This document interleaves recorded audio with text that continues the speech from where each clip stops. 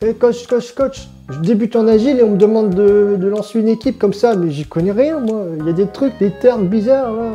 Backlog refinement, daily meeting, je sais pas. On peut pas juste faire point pilotage projet pour manager, non? C'est plus simple. Ah bien sûr, je peux t'expliquer tout ça, mais tu verras, les réunions en agile, c'est très simple. En fait, c'est que de la logique. C'est très simple, on fait dans la facilité, dans la simplicité, le juste minimum efficace. Mais si tu veux que je t'explique, abonne-toi à ma chaîne en cliquant sur le logo là, juste là, en bas.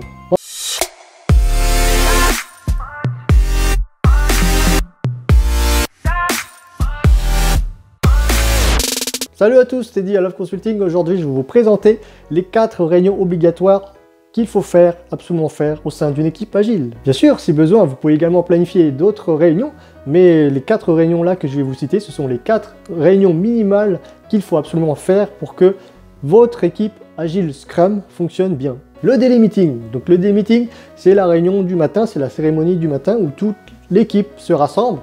Et c'est l'occasion pour les motiver, pour qu'ils se motivent pour la journée, se donnent une bonne motivation, une bonne pêche pour commencer la journée.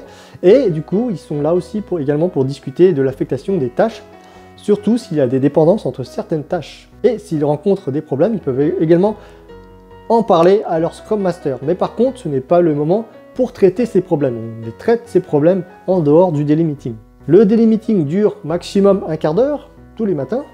Et les participants sont toute l'équipe obligatoire, mais par contre le Scrum Master et le Product Owner ne sont pas obligatoires. Du moins, le Scrum Master n'est plus obligatoire lorsque l'équipe est autonome. Le Scrum Master peut animer au début le daily meeting, mais son objectif c'est de rendre l'équipe autonome pour qu'elle puisse s'auto-organiser durant ce daily meeting. Très important, ce n'est pas du tout une réunion de reporting. Et pour finir, le daily meeting a lieu tous les jours, sur un créneau horaire qui sera défini par l'équipe. Toi, tu vas faire quoi de la journée? Toi, tu vas faire quoi de la journée? Toi, t'as fait quoi hier? Toi, t'as fait quoi hier? Allez les gars, on est chaud aujourd'hui, on va s'éclater encore une fois. Ouais, je suis chaud moi. Moi, je vais prendre la tâche numéro 1. Moi, je vais prendre la tâche numéro 2. Mais par contre, il y a une dépendance entre la 1 et la 2. Il faut que j'attende que tu aies terminé la 1 pour que je puisse faire la 2.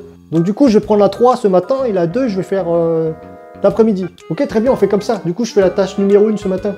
Et par contre, au début d'après-midi, Scrum Master, il faut qu'on parle parce que j'ai un problème. Le backlog refinement, c'est ce qu'on appelait aussi le backlog grooming. Aujourd'hui, c'est plutôt le terme refinement qui est utilisé. Donc, c'est un événement qui a lieu entre 1 fois et 2 fois par semaine, par sprint, pardon, en fonction des besoins du Product Owner. Pendant cet événement, le Product Owner va présenter les nouveaux éléments de son backlog à son équipe.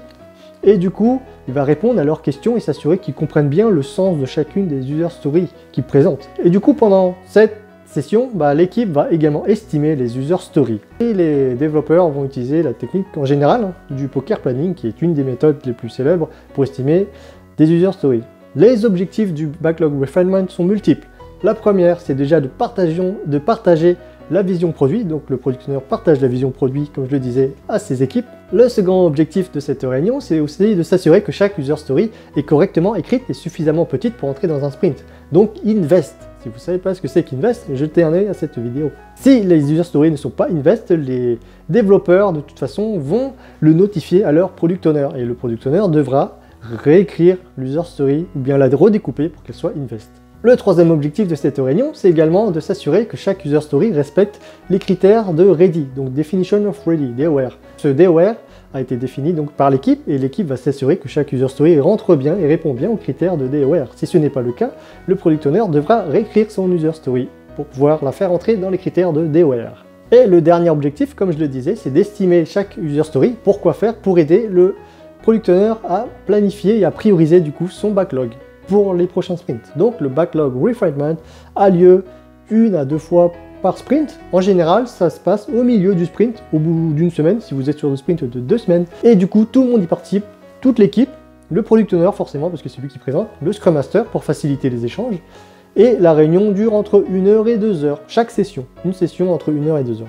La sprint review. Sprint review, ça se déroule, c'est un événement qui se déroule à la fin du sprint.